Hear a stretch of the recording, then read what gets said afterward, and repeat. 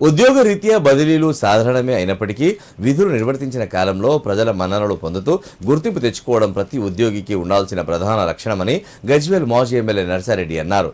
ప్రజలకు అందుబాటులో ఉంటూ బాధ్యతాయుతంగా సేవలందించే అధికారులు సమాజంలో ప్రత్యేక గుర్తింపు పొందుతారని పేర్కొన్నారు.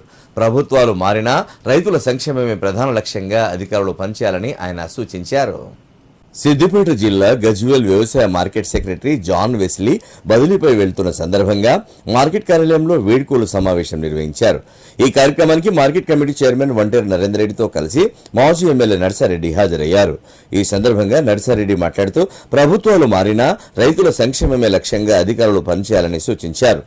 రైతులకు ఎలాంటి ఇబ్బందులు కలగకుండా మార్కెట్ యార్డులను సమర్థవంతంగా నిర్వహించడం ద్వారా ప్రభుత్వానికి మంచి పేరు తీసుకురావచ్చని అన్నారు.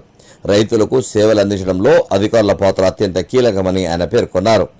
అనంతరం జాన్ వెస్లీని శాలువాతో సన్మానించి జ్ఞాపికను అందజేసి ఆయన సేవలను కొనియాడారు. ఈ కార్యక్రమంలో జిల్లా కాంగ్రెస్ పార్టీ అధ్యక్షురాలు Ankshareddy, market committee vice chairman Sardar Khan, పాలకవర్గ సభ్యులు, మున్సిపల్ కౌన్సిలర్లు, రైతులు పాల్గొన్నారు.